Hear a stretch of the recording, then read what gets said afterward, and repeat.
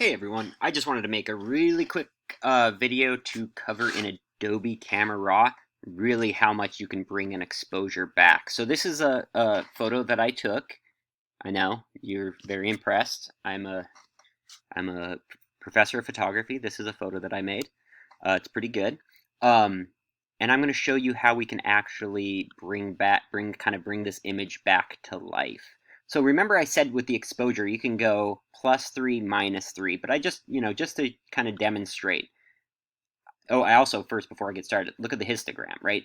The information is just pushed way over to the shadows and the blacks. There's no information in the whites, the highlights, the exposure, which is the midtones, or the shadows. It's all just like pushed over to the left, which means I'm pretty much right, my image isn't that great. It's underexposed pretty dramatically. So I just want to show you with exposure, right? I can slowly bring this up. If I go +3, which I told you is kind of the limit, I can now see that, right, this is a wall, there's pictures on the wall. I could go +5, right?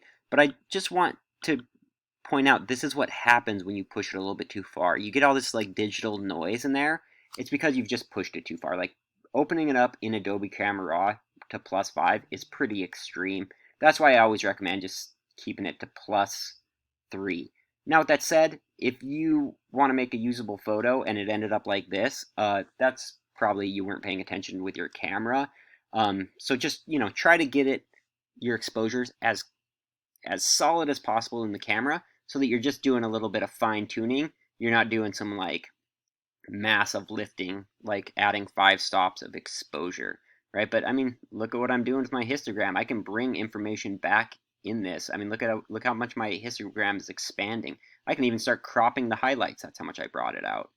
But I think we all would probably agree that this, right, this image, yes, I fixed the histogram for sure, but it has some issues. I mean, there's a ton of digital noise in here.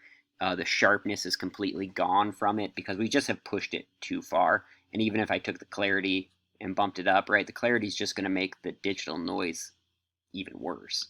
So, moral of the story: Adobe Camera Raw, Lightroom, all those raw editors are really powerful, but you kind of have to have good ingredients before you get going in it. So I just wanted to show you that. The other thing is, this is what happens when you bring in multiple images into Adobe Camera Raw at once. And then if you wanted to open all of them in Photoshop, if you went through and did all the edits on them, notice the histogram changes when I go photo to photo.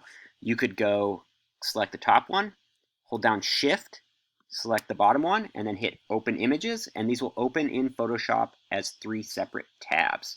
Okay, I hope that was helpful. Bye.